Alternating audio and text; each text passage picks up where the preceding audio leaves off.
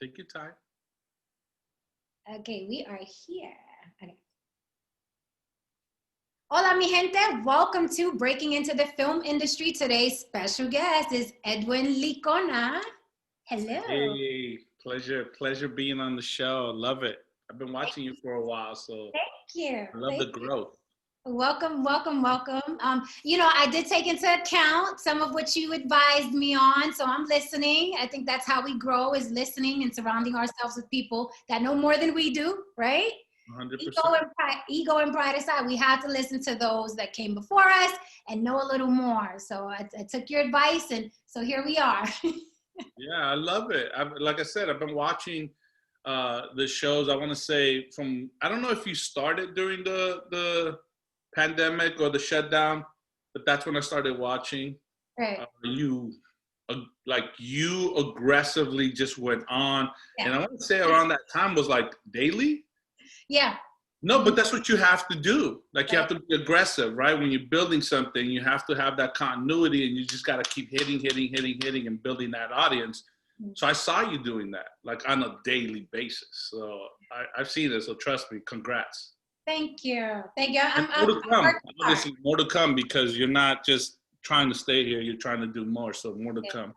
I act and I write, so I got a couple burners going. Ah, that's awesome. I'm cooking.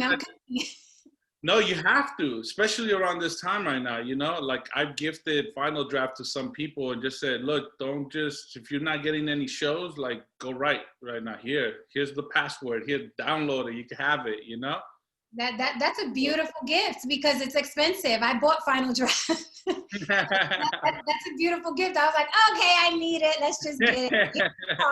Well, again, to I'm just trying to help. Don't think I did it for a lot of people. Just like maybe one or two. But the point is that it was like, no, go and like this is the best time for you to not only diversify but create something behind the scenes. So Edwin Licona, you are a film and television producer, yes? On the film side, okay, so let me give you a little Reader's Digest of, and I'm dating myself by even saying that, of my career. So I started in the film distribution side of things. So I was in my 20s all the way up to like my mid 30s. I was the guy flying out to film festivals, meeting producers, acquiring finished projects or projects that were in the stage of just needing some finishing funds. So I did a little bit of everything. So just more film acquisition and distribution. Got it. Because of that, I was able to transition into producing stuff because I knew the distribution side of things and I knew how to create things on a micro budget and I knew what was important, what was important in order for the project to see the light of day. And that means official distribution, right? So I think I was blessed and lucky enough to just know a little bit of that world, and I wanted to go learn producing. And I was like, I'm still young, like right. I'm just gonna go out there, have a resume. So if all things fail, it's like I'm going back to film acquisition, right? So yeah, so I started in film acquisition and evolved to producing. Now, what inspired you to venture into the film industry? Of all the industries, our industry is a crazy one. It's not easy. What inspired you to venture into the film industry, and was it hard for you? It was interesting because at 16, I was chasing music. I'm gonna be honest with you.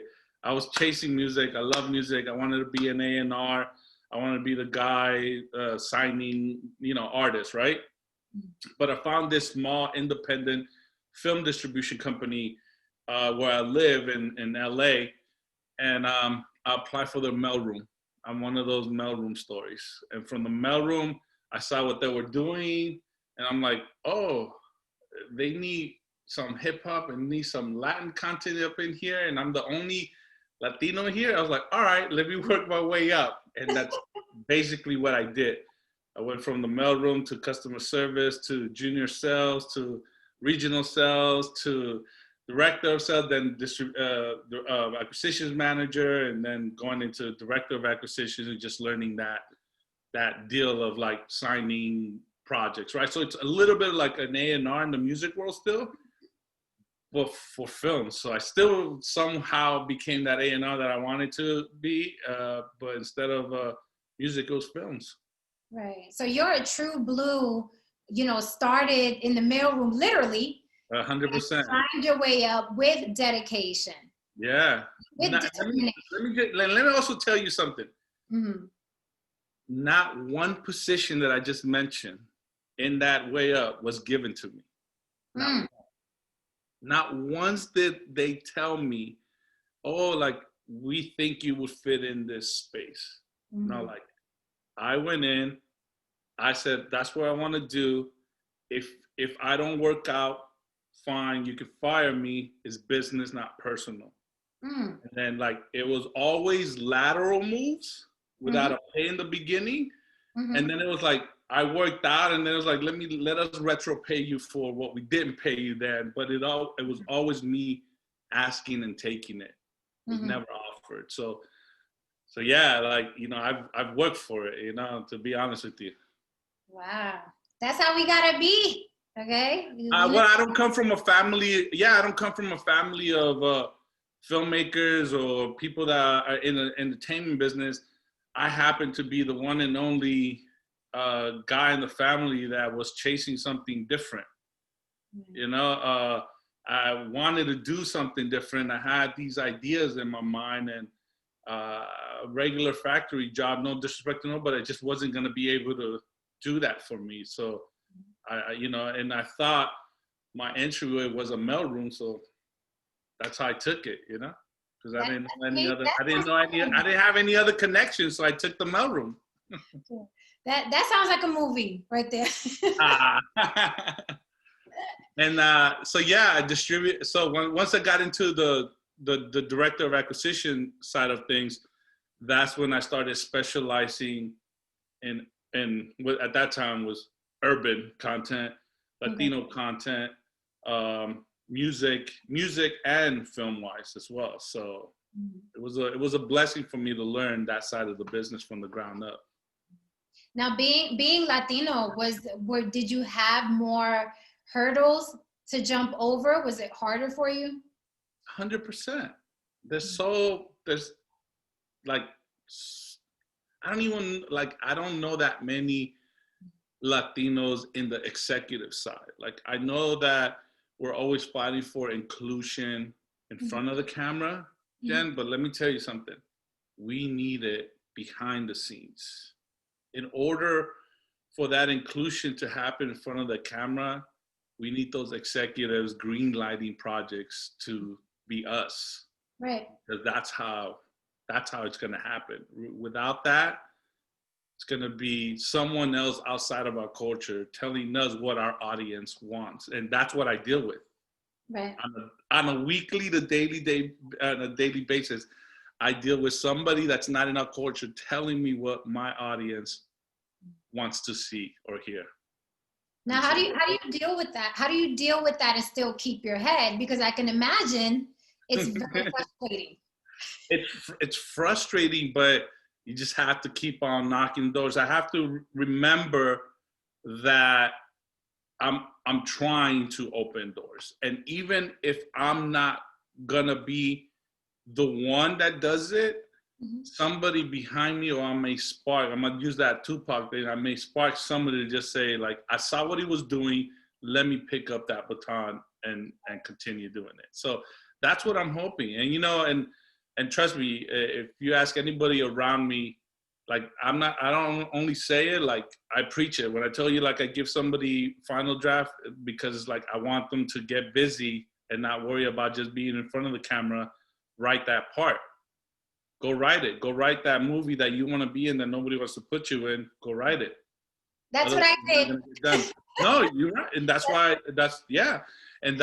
I give you props, because you have to be built that way to like have that in you, right? That instinct to just say, if nobody's going to give me that, I'm just going to make it and create it. And that leads us to the show that I've been producing the last 4 or 5 years for HBO. It's comedy based, but to be honest with you, it's really, I'm introducing the next wave of Latino entertainers. I never say comedians, because this talent pool Mhm. that I've been curating, Mhm. the writers, the directors, the producers, as well as comedians, right? They Mhm. just need that platform that allows them to execute all of that. And some of them are doing that behind the scenes. Mhm. So the beautiful thing is that this platform was created to give them some sort of like a spotlight. Right. And now, once they hit that stage, it's very gratifying for me to see some of the things that they're executing behind the scenes. I'm like, okay, cool. I knew that's all you needed. You just needed somebody to shine the light on you, and then you took that and you're running with it. That moment, and so I say that to say that, like, the point I'm trying to make is that the reason for creating this platform was to allow other people to come in that Mhm. weren't particularly being paid attention to. Mhm. So when William Morris says, like, how did you find these people? Like, I'm like, they've been there. Mhm. They've been there. Right. I have this list that dates back to like 2012, and you guys are saying, like, you guys think that they're new, and they're not. So it's challenging, it's frustrating, but at the same time, I just have to remember that we're opening doors, and Absolutely. anything that doesn't come to fruition right now, I'm just hoping that, 5 to 10 years from now, hopefully sooner, Mhm. it's different. That's beautiful. So you are mi gente people for real.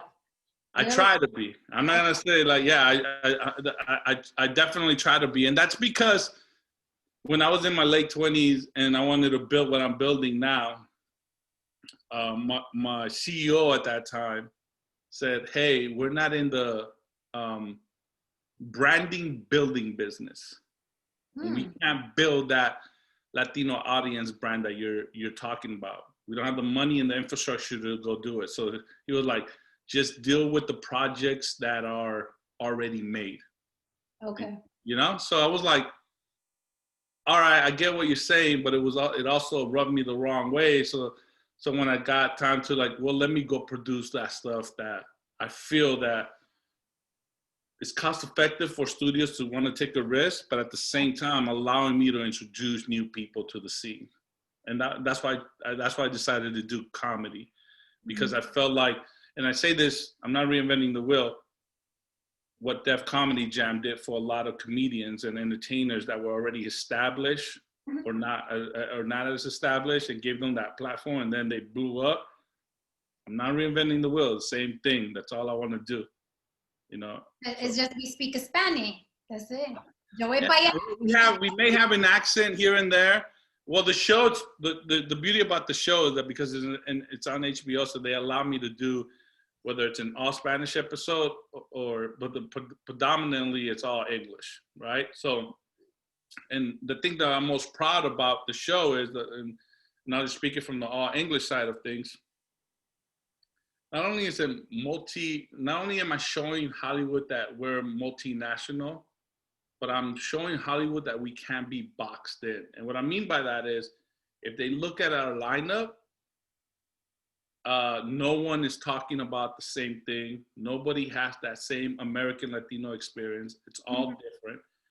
And I think somehow, some way, with this election, they're barely figuring out, like, oh, they're not all the same. Right. you know. So It's it's a one of little those things that I'm proud about, and I'm glad, on a level that we get to show Hollywood how different and three-dimensional we are. That's beautiful. And it's shocking that, because we live this life, but it's shocking to see that so many people are like, oh, wait, so Puerto Ricans are not Mexicans and Mexicans are not Hondurans. And, oh, so there's Yeah, Ecuador. And I'm like, yeah, we've been here. yeah.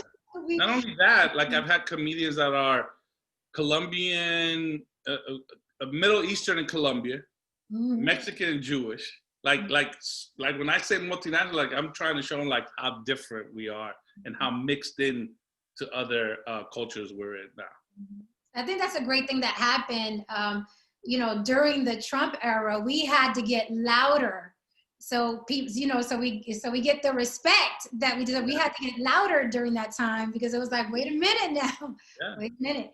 So speaking of HBO, how did you go from acquisitions to now producing projects for HBO? Because you know, people watching are gonna be like, how did that happen? How can I get there? How did you go about doing that? How did that happen?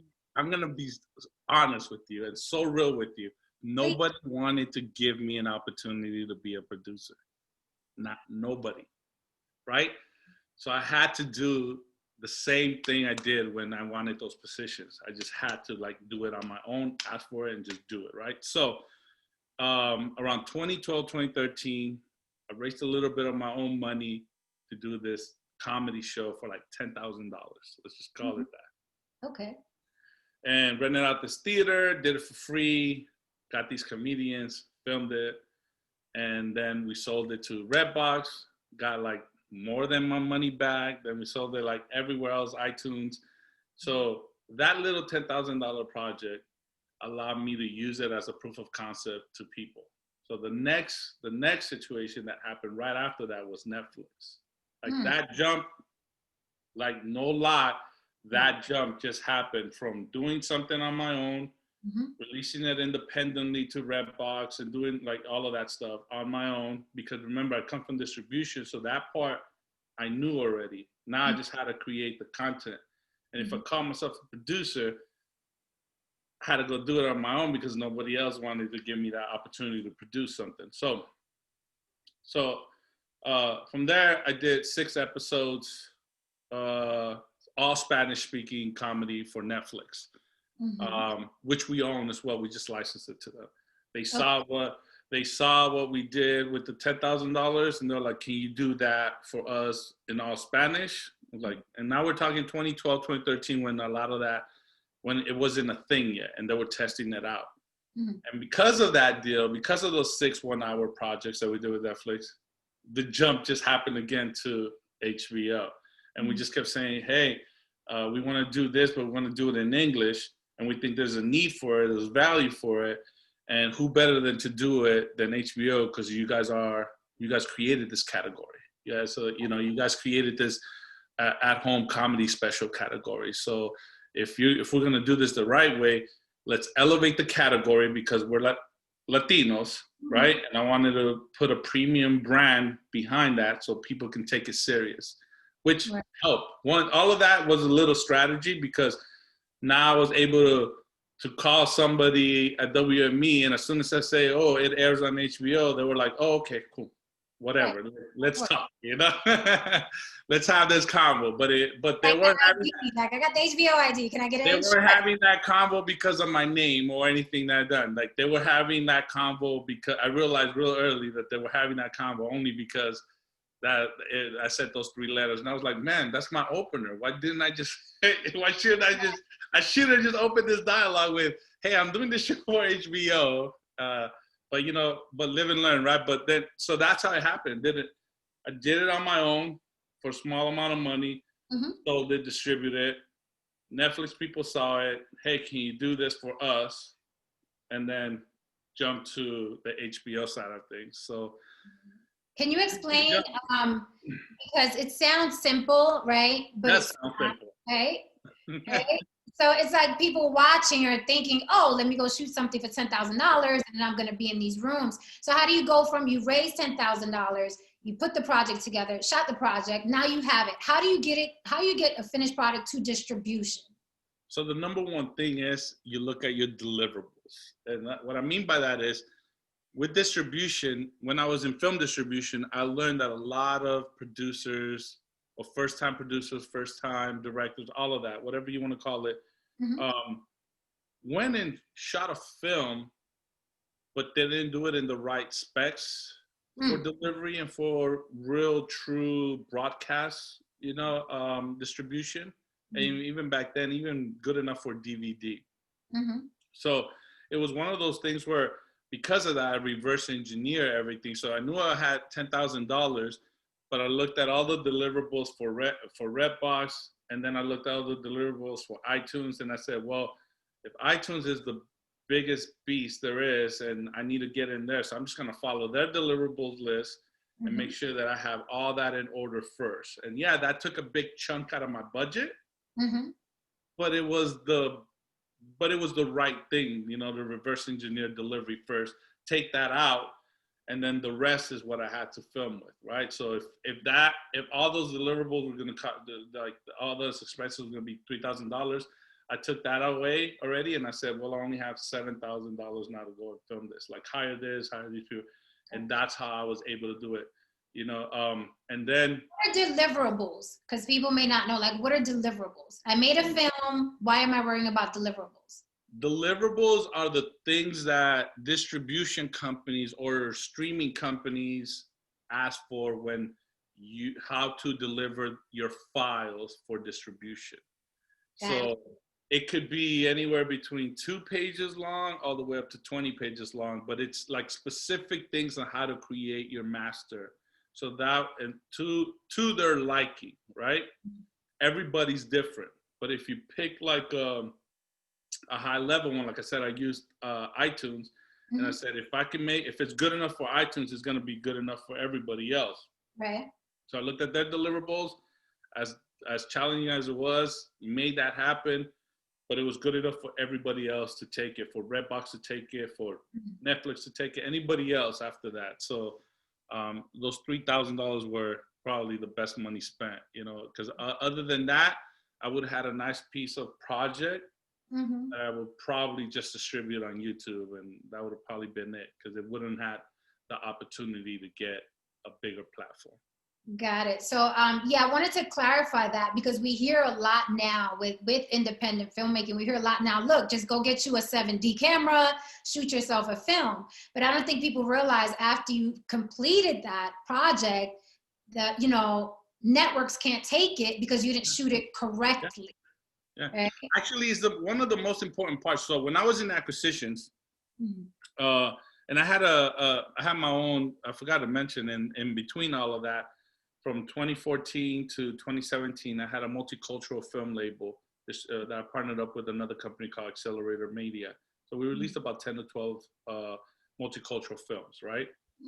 I would give people money based on their deliverables. So it's like, okay, you sign your check, you sign this deal, you need some money, let me look at your deliverables first. Because yeah, I already saw your movie, and yeah, I have this file, but I want to see if you have everything in order, because if you don't, and you don't have that, I'm going to use that money to fix your movie and make it deliverable for us to distribute. So if I was giving somebody, say, $50,000, but they needed audio correction, color correction, and a couple other things that they have, errors and omission, which is probably one of the biggest, most important thing that you want to do as a film producer. I heard about that. Right? Errors and omission, a $2,500, you know, little insurance for, not film insurance, for 3 years will save you a lot of headaches, you know, especially if you forgot to get somebody's contracts or credits or whatever. That saves you a lot of headache, you know, the errors and omission. But anyways, if they don't have none of that stuff, then I use a percentage of that 50K, and I say, well, I'm going to use 20 of that to help you deliver this. And I'm going to take over that for you, because I trust you, but I want to make sure it's done the right way, you know, and then give them the balance. But yeah, I would be, it's easy for me to give out money faster when I see that all the deliverables are in order. Like I'm safe. Like I'm like, okay, good. You took care of the most important part. And now there's been instances where we sign a deal, somebody's supposed to get money, and they don't have nothing in order, not even the right specs. They shot different, although they told us they have everything ready. And now it's like, listen, I know we signed this deal, but we can't release this film. Like officially we can't, because Netflix has this delivery requirement, and so has this delivery. iTunes, you know, Cinema on Demand, Comcast, they all have all these delivery requirements and specs that if you don't have it, then I'm not going to be able to distribute it. So what's the point after that? Okay, everybody Sounds watching. cold, right? It sounds very cold, but it It's sounds very cold me business. saying that, but it's the truth. Like, take care of your deliverables. Be prepared for your deliverables, okay? Because I learned 100%. that this year. I was like, I have to have what? You know, so it's good because you know, people just think all I need is a camera and some friends, and we have to start looking at this like a business. It's a business, right? It's not just a passion, it's also a business. And a lot of us get caught up because we don't remember it's a business, right? Well, yeah, somebody yesterday called me. They're like, put on your producer hat and tell me how much this is going to cost me to make. And the first questions I had was, what are your intentions for it? Are you trying to sell this to Netflix? Or are you just trying to sell it? Or are you just trying to promote this on social media or YouTube? Mm-hmm. Because I'm going to give you different scenarios based on what your true intentions are for the project. Mm. So what if they said, I want it spinning on Netflix. That's like my dream to have it spinning on Netflix.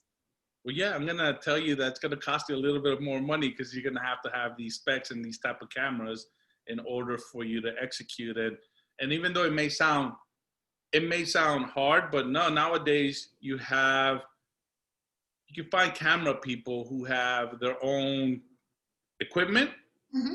So it could be cost effective that way. Instead of renting out cameras and all this stuff and lenses, you just find a crew or you find some camera ops that have their own equipment. They know how to shoot. You have a list of your specs. Then the rest is just making sure that, the camera ops know how to make sure that all the settings are there. That's it. It could be done. Trust me, it could be done. Like if I can produce the show for let's just call it $7,000 and put it on Netflix, Redbox, and all that, and pay people, have camera on, like all of that, it definitely can be done. You don't always have to have the 7,000. You got to get a little bit creative, but I had to rent out a theater because it's a comedy special. But if I would have been more creative, I could have probably done something cooler and and outdoors maybe. But right. So how do you go about getting projects? Are people constantly submitting projects to you, or are you looking for a certain thing? Actually, so I'm working right now on launching. I partnered up with somebody who wants to finance a streaming channel for me to curate, and not only curate but like program, right? So I'm in the infancy stages of that.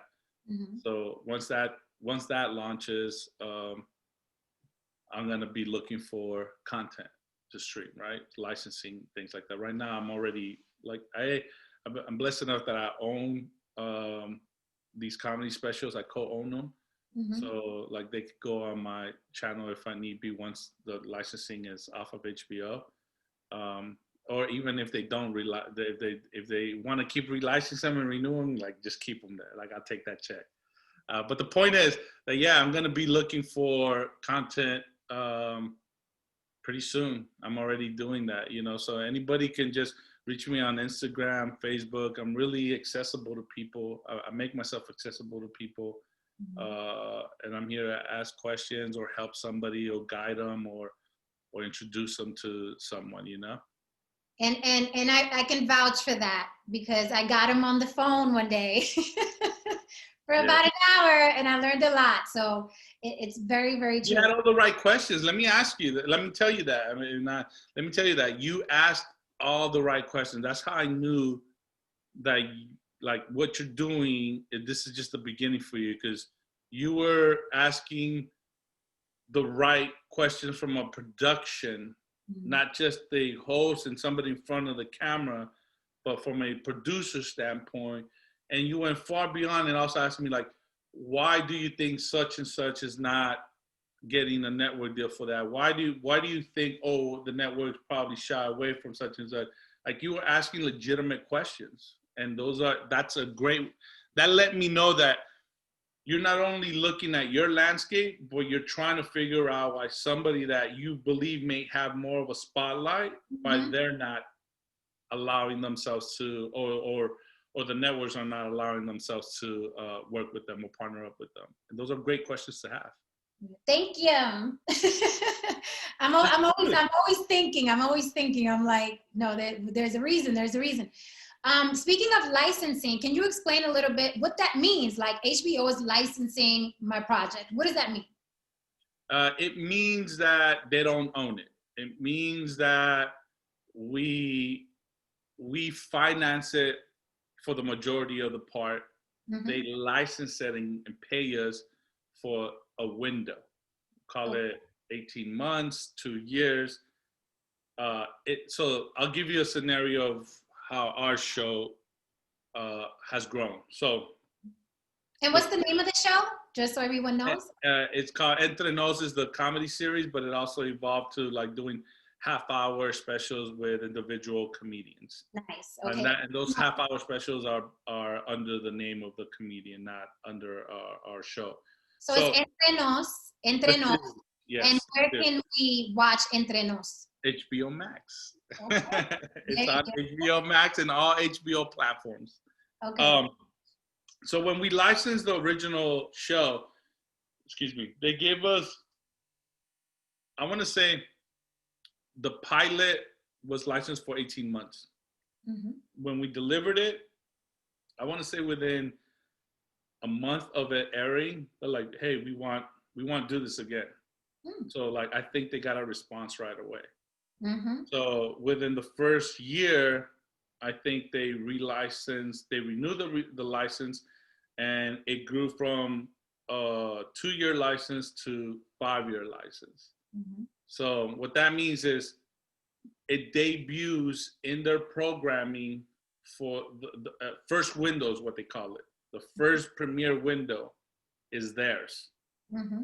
for whether it's 2 years or 5 years, and they pay for that. Now they've renewed the show, I want to say 3 times already. Like all the old shows, they've renewed them like 3 times, which leads me to believe that people are watching, the show's working, because if it wasn't, they wouldn't be renewing them. Because as soon as the window's up, I'm able to grab my project and sell it elsewhere or put it up on YouTube or do wherever, whatever I want to do with it.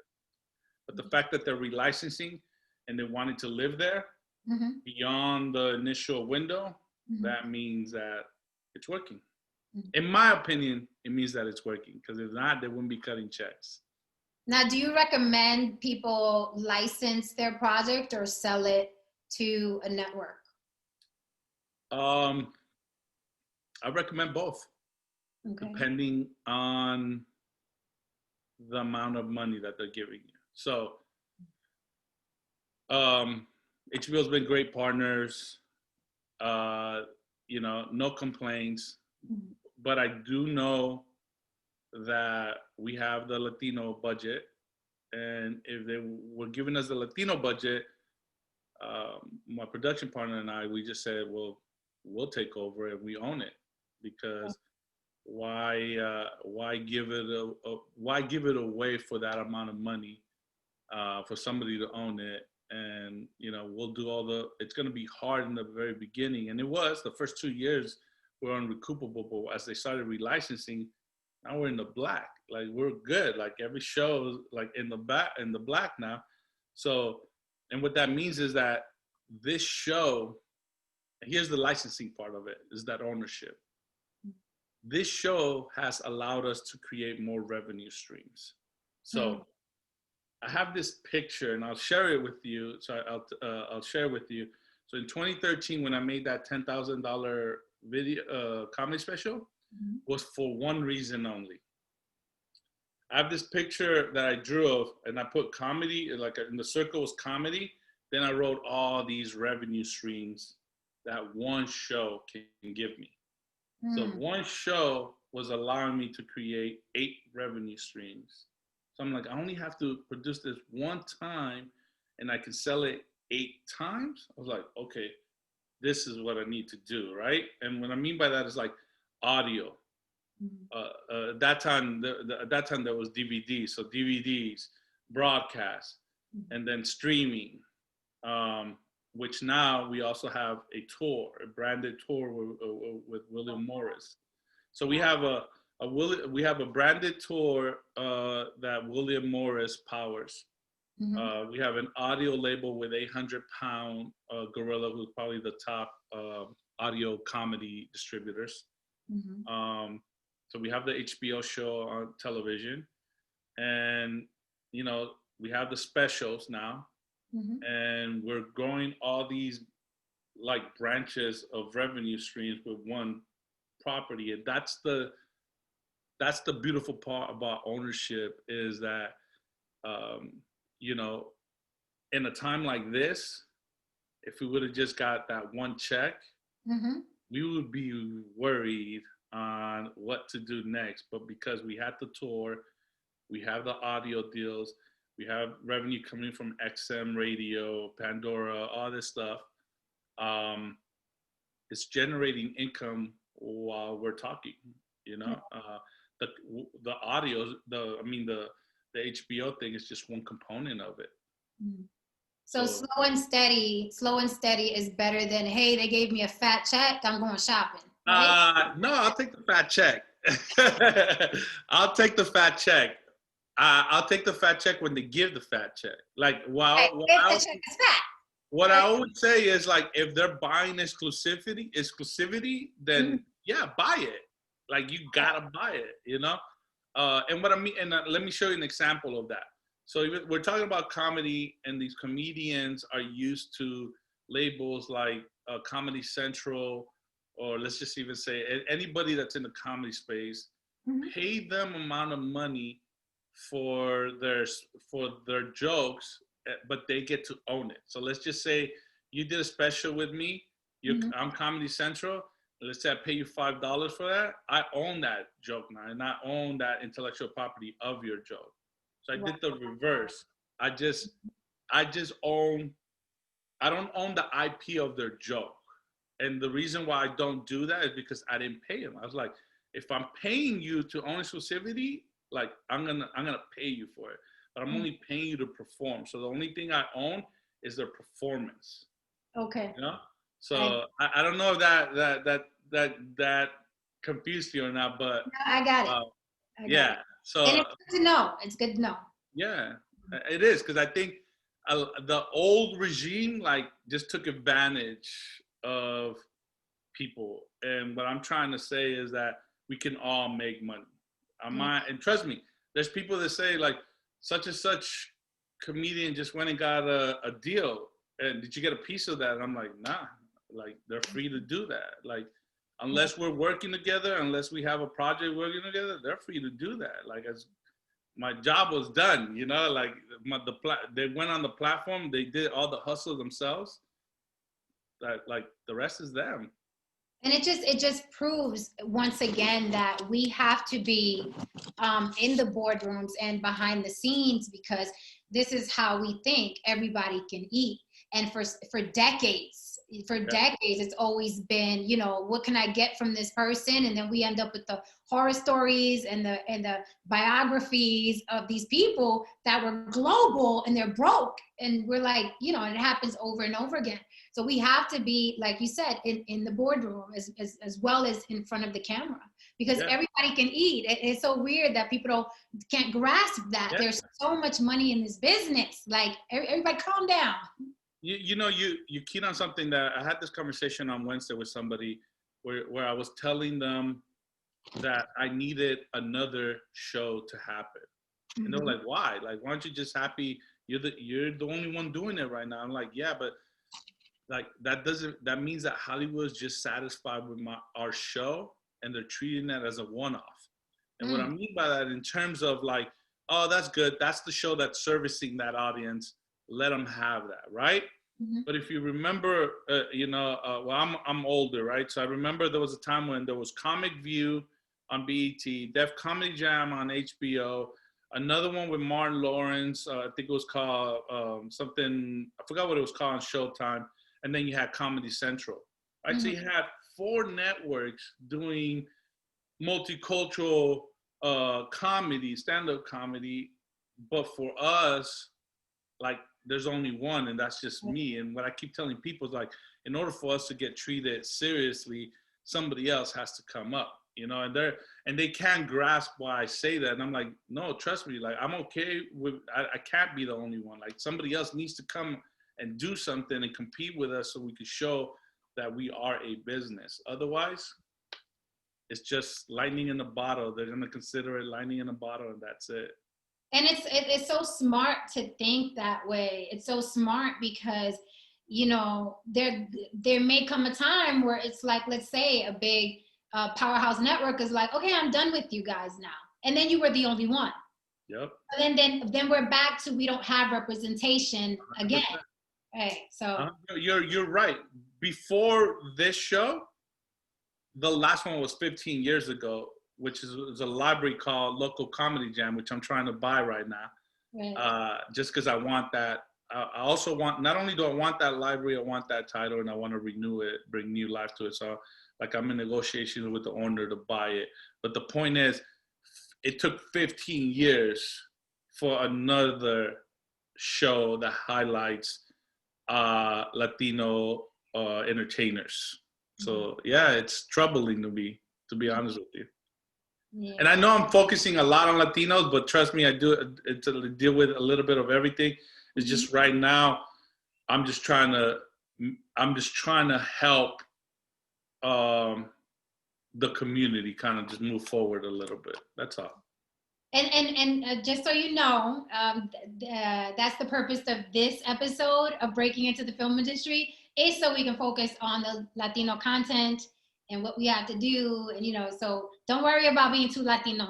Thank you. For this episode. I know. I always have to tell people, no, I do other stuff too, but you know, just right now, this is my focus right now. You know, trust me. Even my sons, like, they ask, like, when'd you get so like Latino power? I was like, man, you just don't know how challenging it is out there right now. So I get to see it, and I want to figure out a way to fix it. And I guess that's just, you know, that's just in my, you know, I'm built. I guess I don't know. Yeah. And it's like, you know, you don't realize how important it is until you're in the business and you're like, wow, we get treated a certain way and we're not looked at a certain way. So it makes you like Latino power. Like it motivates you. It's like, wait a minute, wait a minute. You know, so the project that I wrote is an all Latin cast, and it's all a rainbow of different nationalities, because we're not all Puerto Rican, we're not all Dominican, we're not all Mexican. So it's definitely extremely important. So I am glad you're here so we can have this conversation. Thank you. How do you determine, which is something I think we have a problem with on every level, right? I get the inboxes, I'm sure you do too. How do you determine who to collaborate with? Because we get a lot of that. Hey, I got this project. Hey, and I'm like, I'm not even, you know, a household name yet, and I don't have the time. I don't have the time to talk to 20 people about their projects or collabing. So how do you determine who you should collaborate with? Who's worth the time? That's kind of harsh, right? The way you said it, but it is true. Mm-hmm. I guess the best way I can answer that is I look at the opportunity, and if it's something that I can help grow, and I think it's sellable, because I know that Amazon Studios, Netflix, or HBO or Showtime, or somebody's looking for this type of content, and even if they're not looking for it, I'm saying, no, this content needs to live there, and I'll sell it because it needs to live there. Then definitely I'll partner up and work with them, or help shape, mold it, and all of that.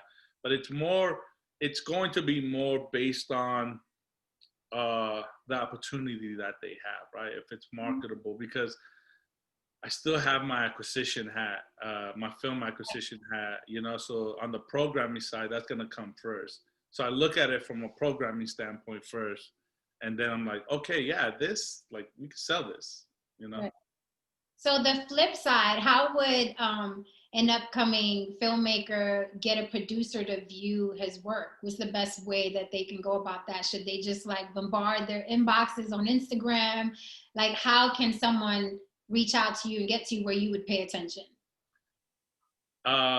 I'm going to say the same way I did it, and that's just persistence. I think I'm going to be honest, it took a year for HBO to give us the deal. We knocked on the doors for an entire year. Same thing with Netflix. We knocked on it sounds simple when I said I jumped from here to here to here, but it was a consistent you're not like we legitimately had conversations with HBO like saying, you're not gonna do something about that. They're just taking over a comedy space, and they just didn't care. But we just kept kept persisting. I legitimately always say this.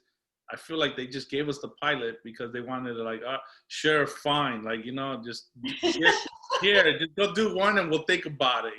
We'll see if you can execute. But yeah, I would just say that if you believe in your project that much, find someone who you feel can understand it. Mm-hmm. Right? First of all, I think that's the most important part of it. Mm-hmm. Find somebody who you think could understand this, and then don't stop or try to have that convo. Don't just keep bombarding their inbox or their emails. Just ask them for 5 or 10 minutes, Mm-hmm. and then weigh them out. And if there's interest there, that interest is going to grow automatically. Because if that person feels like there's something there that just needs to get polished, they'll work with them, and I've done it, So What do you think? What do you think the biggest mistake continuously made by upcoming filmmakers is? What do you think is the biggest mistake? You want me to be honest? Yes, please. They need you. They need you to say it. They're making their passion projects more than something that the networks and streamers are looking for. I always tell people, and there's nothing wrong with passion projects, right? Mm-hmm. But what I mean, but there's if your passion project is another immigration story and there's 30 of them out there, mm-hmm. Don't push that right now, because if there's 30 already out through the networks and all that, nobody's looking for another one right now unless you have a big name attached to it, right?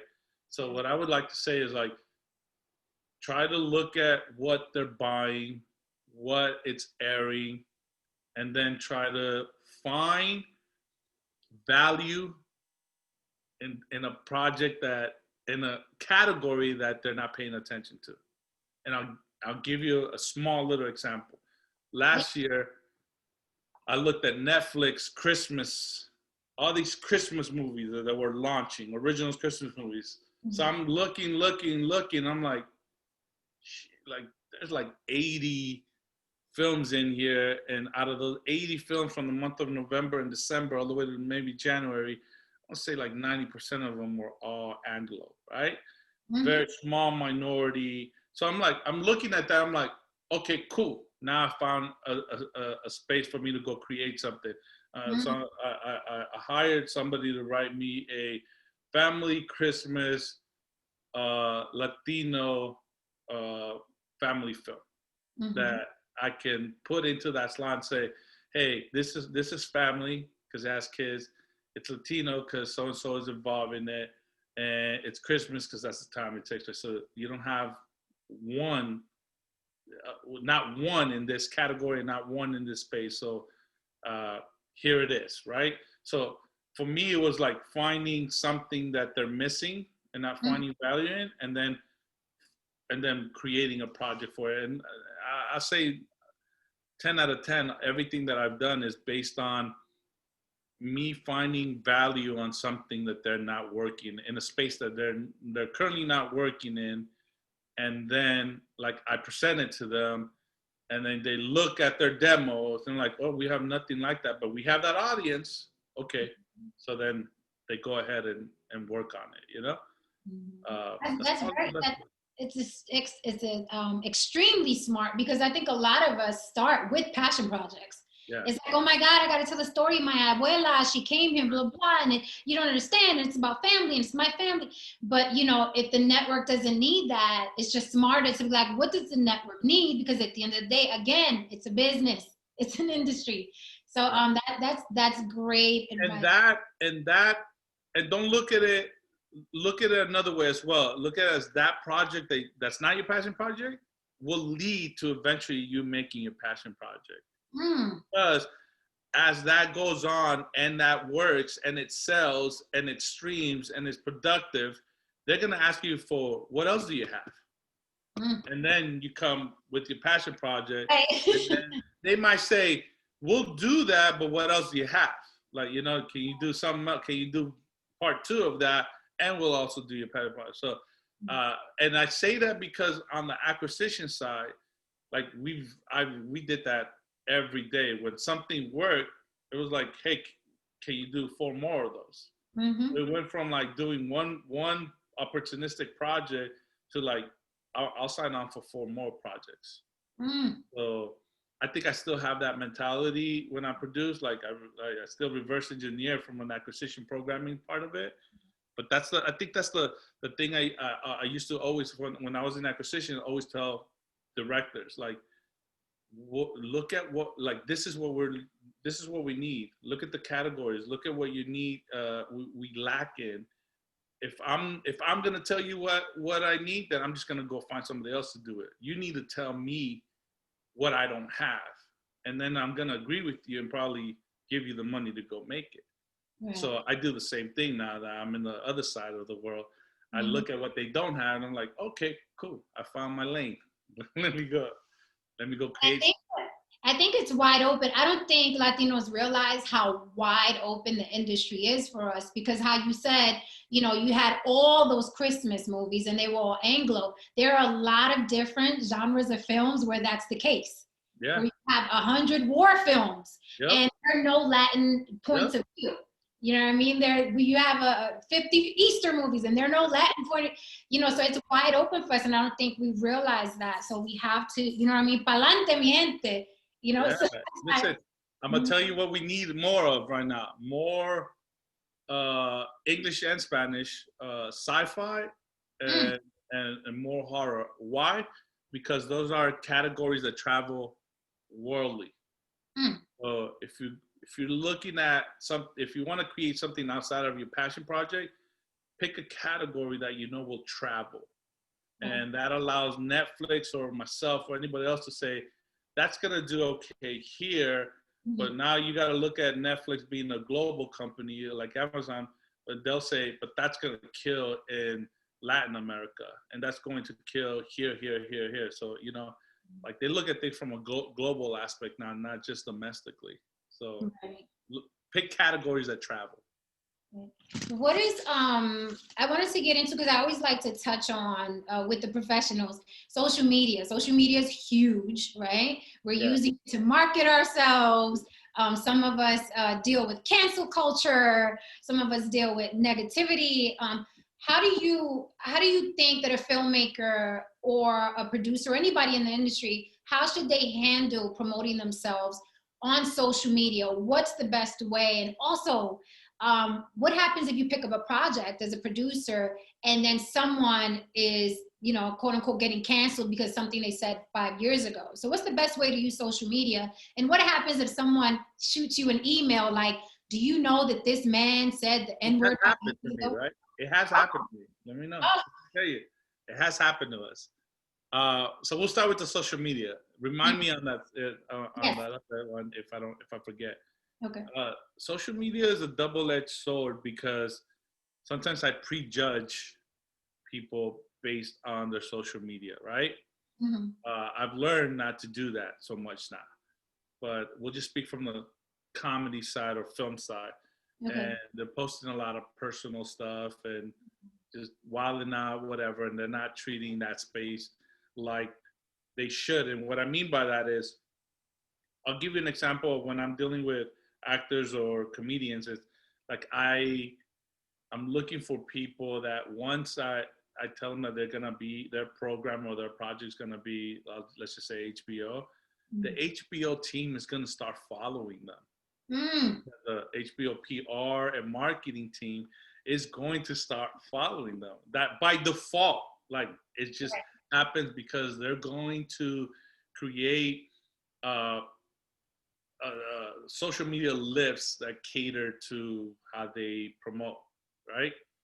So when I look at that, like I've had combos with comedians to say, "Hey, like I really like you, and I think you're really funny, and I want you on the show, but I can't have you mess it up for the rest of the guys." So that being said, if you want to be on the show, which I want you to be on the show, can you tone this down? Right. And if they tell me, oh yeah, like cool, yeah, like, and I tell them the only reason I'm telling you this is because leading all the way up to the release, they're gonna be following you, and they're gonna give you assets to release and all this stuff, and if you're wilding out and doing all this stuff, they're like the last thing I want to do is I'll just say I want to give everybody a fighting chance, meaning like I want them to feel like those 15 minutes on HBO, those 30 minutes, those 20 minutes, allow them to capitalize and help them grow, right? Mm-hmm. The last thing I want to do is stunt their growth. Mm-hmm. So if they're not, if HBO doesn't support the way that they handle themselves, they won't create stuff for them, or they may not feel like it's, you know, the safest thing to do, right? They might not want to align with that type of promotion. Now going back to the other side of things, I want to know. Yeah, I won't tell. I'm not naming no names or nothing like that, but I will say that we had an episode. Mm-hmm. HBO put out the trailer, mm-hmm. And they started getting messages of somebody in the comment section. Mm-hmm. And then I think me and my producing partner were in another meeting, and our phones kept blowing up. And what was the subject matter? Can you say what the subject matter was that they were complaining about in the comments? It was during the height of the Me Too movement. Oh, wow. Okay. So they were getting a little bit Me Too. Okay. So they treat it like they're like, we're going to pull this. Like, we can't have this. And this is an episode that had 3 other comedians. So I was like, damn, this one person is going to mess it up for 3 other people. And now this thing's not even going to air. Now HBO was like, cool, we're still going to give you your money. We're just going to take the option of not airing it, you know, because it's probably better. What we ended up doing is we said, hold that thought. Why don't we just allow us to look into it? Like, allow us to do some research. That way you're legally protected, and, you know, we'll come back to you, right? And then they talked to the legal team. The legal team said, yeah, if you can get us this, and that, we'll feel good about continuing to air it. So we hired a private detective, did some deep dives, did all of that.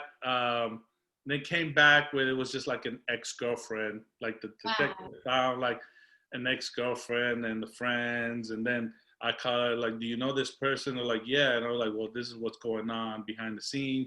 And they're like, oh yeah, like, she's just mad at me, right? I was like, well, yeah, but I was like, we were about to pull this away, you know, because of that moment, right? So my point is, like, even though it had an okay ending, like, you know, we found that this guy was clear of all the accusations and everything. Everybody was treating it like it was serious. Of course. And this can't air. We can't support this type of you know, not only mentality, but these type of actions. So yeah, we got really close to pulling an episode. I'm just glad that, you know, we hired somebody to look into it. That's awesome. It's scary. I'll tell you that much. It's scary because and then afterwards I was like, you got to go fix that, because nobody's gonna want to touch you if that's gonna continue to happen. Right. I was like, you know, we ended up continuing with the episode, but they no longer felt safe about promoting this individual. But even though it was clear, it just didn't have the same, you know, it just felt iffy a little bit, you know? So we were just kind of like, it's better not to promote it and just air it, and let's see what happens, you know? So. Did it do well? Yeah, it did well. And the person's never been accused of anything else or anything like that. But the point is, like, you know, it's that whole, and again, it's not the cancel culture, but you got to take it serious. It allowed me to even be that much more into the social media, going back to social media and what they post, because things like that I may not see, but it may come out on the social media, allows me to say, I might stay away from this person just in case because of certain things that they're posting or certain actions that, you know, It's they're it's showing. so it's dangerous because someone can just come at you with a lie. You know what I mean? In And this case, ruin. yeah, yeah. In this case, it was just angry ex girlfriend. But imagine if it would have been serious. Imagine if it would have been the real thing. We would have had to pull it, and this person would not like this. Forget this one person because if he deserved getting canceled for that, that's one thing, right? But the other three entertainers that were part of that show would have Mhm. not been able to benefit from being on the platform. Now, once that show aired, two of them have had their own half-hour specials from Right. that one episode. So imagine if that thing never aired, it would have just been like, you know, that whole effect it would have had on everybody. But good thing it didn't turn out to be that a bad one this time around. So be nice to your ex-girlfriends, everybody. Is that what we're taking away from this? Send her flowers. Say sorry. The real takeaway is treat people the right way. That's the real takeaway. You know, the rest, if you're good, you don't have to worry about that. All right. Okay, Edwin. Listen, I enjoyed this immensely. We have to do it again. I have one last question. I would like you to leave the people with: how did you deal with failure? Wow, How did that's you deal with failure? I failed a lot. I'm gonna tell you right now. There's shows that I produce where I want to cry at the end of it because I saw everything bad that happened, and I'm not exaggerating. And then in addition to that, even prior to hearing no's all the time, that's part of that failure, right? Just I don't know. I'm gonna be honest with you. I think that I'm just built in a way because I kind of raised myself, so I just built in a way where I just keep pushing through. You know, like I get 100 no's. I legitimately get 100 no's. I get one yes, and I maximize that one yes. So the best way I could tell people is just I could tell you I could be completely honest with you. To be completely honest with you, I think that I have passion for this, Mm-hmm. and because I have a passion, all the failures and sometimes not making enough money or no money at all has allowed me to continue because it is a passion of mine to do a lot of these projects. If I didn't have the passion, if it was all about the check, then yeah, I would have probably would have quit a long time ago. So I would there it is. I probably would have surrendered to those failures. So move on from the no's and maximize the yes, even if the yes is I only like that takeaway. Yes, that's yeah. better. That's That's a better. takeaway. that was a better. Yeah, 100%. You know, just pick yourself up, continue, and just realize that uh, and here's what I've realized: whomever I pitched the project to and they didn't get it and they didn't like it or they didn't buy it, I just quickly realized now that they weren't the person that I needed to connect with in the first place. Right. When you meet that person is gonna buy it. That person is gonna partner up with you. That person, they're gonna get it out right away. They're gonna understand why it needs to happen, and you're just gonna have their support from as soon as something comes out of your mouth. Like yes, like you know. So it makes the sell very easy, and it makes you working together that much better. You know, because you guys are gonna be in that same wavelength. I believe that because I'm living proof of that. Like some people Yeah. don't get your project and somebody else is like, this is it. Like, this Yeah. is, can you send me some? Can you write 5 more episodes? And I'm Yeah. like, yes, yes, I can. No, yeah. So I'm a believer of that because it's happened to me. Mm-hmm. You know? So and it's happened to you too. So yeah, that's the best way I can explain it now. That's what gets me through the no's. That's what gets me through the failures now. It's like that wasn't the right person. That wasn't the right meeting. If it didn't just flow that easy, you know? So just All keep right. pushing. So, mi gente, ladies and gentlemen, this is Edwin Licona, Thank you. and this is Breaking into the Film Industry. Thank you so much, Edwin. Thank you. Thank you for having me on the show. I appreciate it. We'll chat soon. Okay. Bye.